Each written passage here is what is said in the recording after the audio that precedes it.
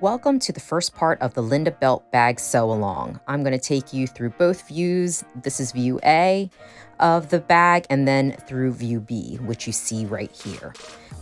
Both views have a key fob, 3-section interior slip pocket, a large zippered main compartment, along with a spacious back zipper pocket and adjustable strap. You can mix and match the features of both view A and view B to get exactly the look that you would like. Let's dive straight in and make sure that all of your fabric has been interfaced and marked. Here are the front panels. This is the kangaroo pocket because we're going to work with view A, then the back zipper pocket.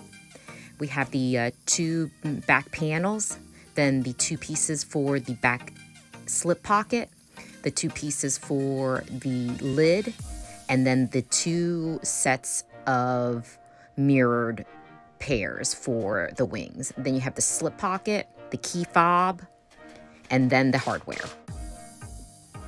Now we're going to move on to zipper prep. Make sure you cut down your zippers exactly to the measurements in the pattern, accounting for any singeing of the ends as needed. I'm just showing you how I am adding the pulls by hand and just making sure that each side is nice and even. With the main zipper, I like to use an awl to help separate the teeth while I add them on. It just makes things nice and easy, and then I don't have to buy anything extra to get them put together. The main thing to note is that you do need number 5 with zippers in this pattern. Unfortunately, you can't use anything that is more narrow because we need this width in order to complete the construction of the Linda Belt bag. Of course, when adding these pulls on manually, it's sometimes a little bit difficult to get things even, but now I'm good to go right here.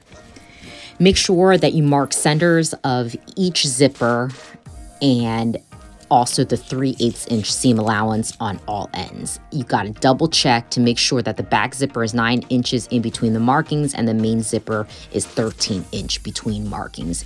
The accuracy of these measurements are really important to the final construction of the bag.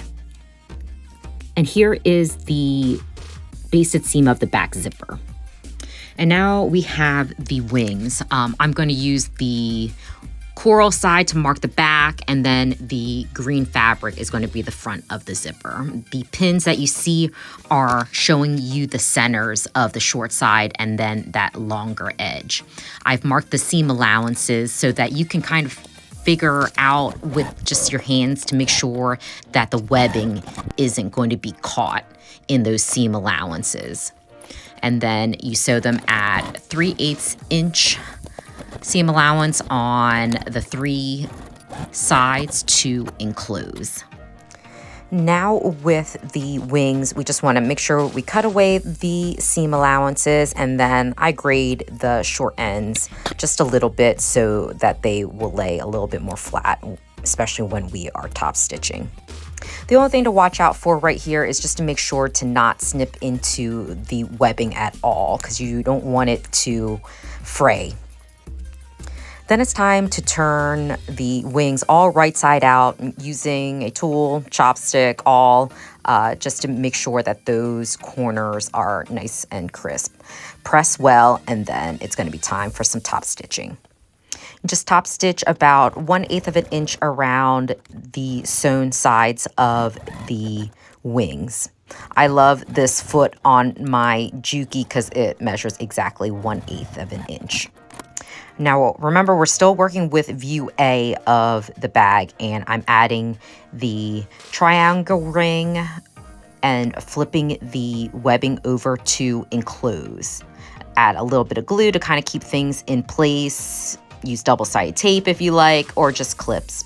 It doesn't really matter. Then it's time to add the rest of the webbing on top for the left side of the wing. Now I've marked the right wing using the instructions in step 8, and I am sewing with my narrow presser foot again and using the X in the box method, which I believe is the most secure method.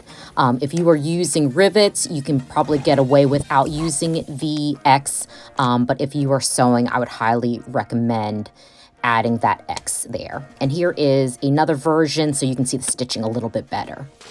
And now we move on to the left wing.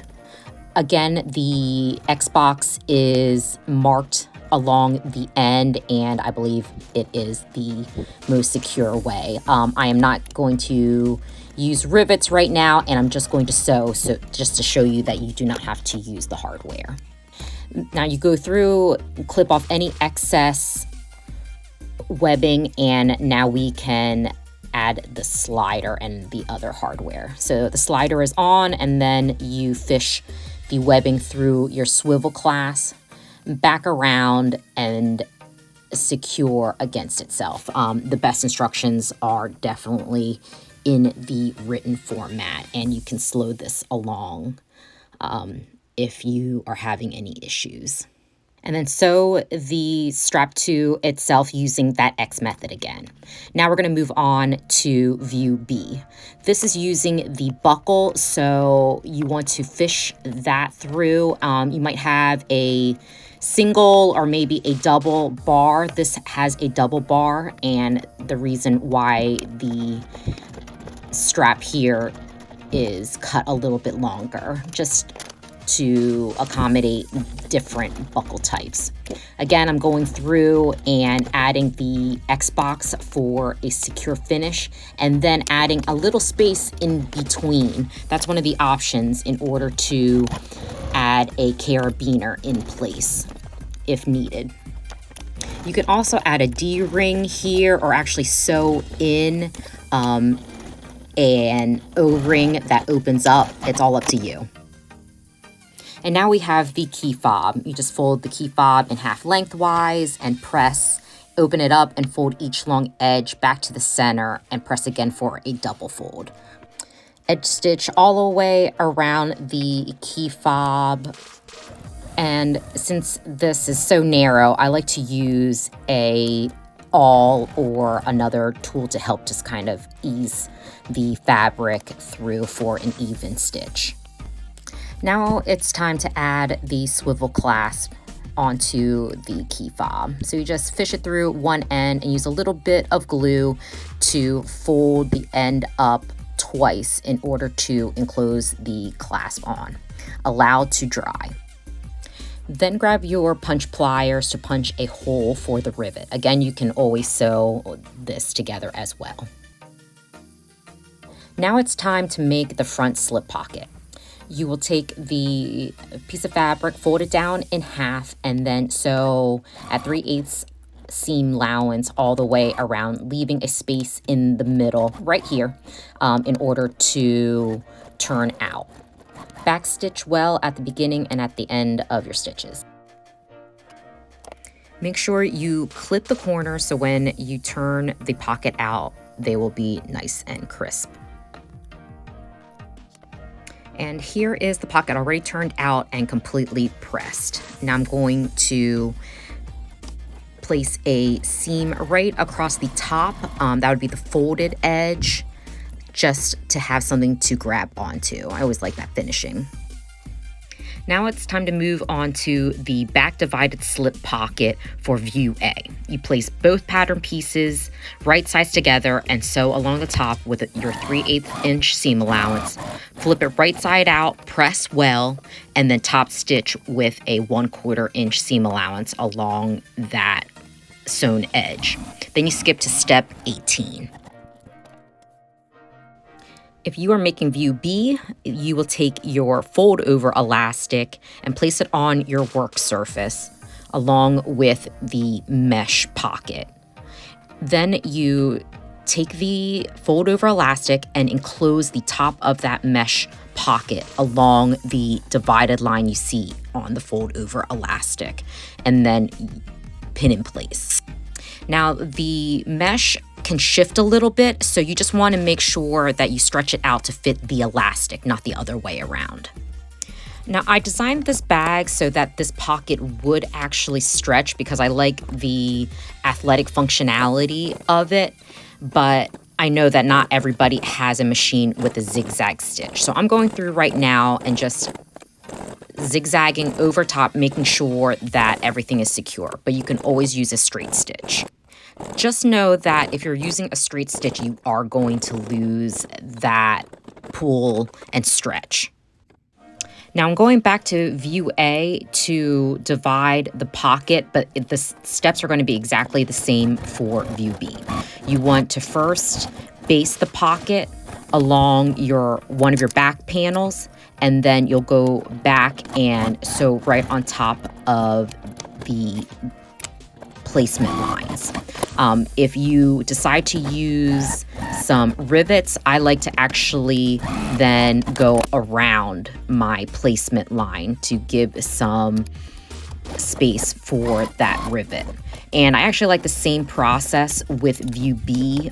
It just allows a little extra security working on top of the mesh so that you have two lines of stitching instead of just one for better security. And now I'm going back and doing the basting here because I forgot to do it initially. I'm also going to run a second row of stitches just to the outside of the basting line with the center pocket, just to make sure that it is secured once we start to trim seam allowance later. Set aside the slip pocket. Now it's time to take both back zipper pocket pieces and place them right side together. You will pin in place and then sew along the zipper opening with the 1/4 inch seam allowance. You can see that I marked the corners with the seam allowance, and it helps to keep the corners nice and sharp and accurate as well. Then you clip into each corner, not going through the stitching, of course, and use a little seam sealant to make sure it doesn't fray through. Then flip everything right side out and press well. You can also clip the corners right now to reduce bulk once we add the lid. This is also a great time to add a label if you have one, just like I did here. So now grab your short zipper and apply your 1/8 inch basting tape right along that bottom edge. You can definitely use 1/4 inch at this point, but I just always hate for it to peek through. Now you center the top edge of the back zipper pocket to the basting stitches from step 3, and then you match up the sides of the zipper box to the seam allowance markings, and then it's time to pin in place and sew 1/8 of an inch from the edge of the zipper box. You can see I'm also using a piece of webbing as my quote hump jumper. I can use it at the beginning and at the end of the seam to help balance out and level my presser foot for even stitching. Don't forget to check to make sure everything works. Now with the remaining back panel facing up, lay the back zipper pocket on top as well and baste all the way around it. If you need to trim it at all, make sure that you trim it to fit the back panel and not the zipper pocket. Also note that this is going to be known as the back main panel going forward. Now we're going to work with the front panel lining. You'll grab your front slip pocket and place it using the placement lines from the templates. You can see I added a little extra basting tape to place it exactly where it needs to be without having pins. You can add a nice little branding tag at this time too. So all the way around the slip pocket, making sure you close up where we had left the opening in the slip pocket before. For view A, skip to step 25. For view B, keep going. Grab the front main panel and the webbing from step number 5 and just glue it to the center of the main panel. But I'm going to add a little bonus content so that we can add this 1-inch D-ring. You'll see that I'm marking at about a 1/2 inch from the bottom edge of the main panel and then marking another 1/2 inch above that line. We will sew the webbing all the way around. But if you want to add this D-ring, we're going to sew on that first edge, then add the D-ring on top, and then sew that second line. We just want to make sure that the D-ring isn't going to be caught later on in the seam allowance. If you don't want to add the D-ring, you just edge stitch the entire webbing to the front panel main and cut off any excess. Now it's time to sew all the darts. If you are making view A, you will have the front panels, main and lining, plus the kangaroo pockets. If you're making view B, you will only have the front panels. With each dart, you fold the triangle in half with the right sides together, making sure the sides are laying directly right on top of each other. Then you'll sew directly on top of those lines for all of your pieces. Please note in step 26 how to press each dart.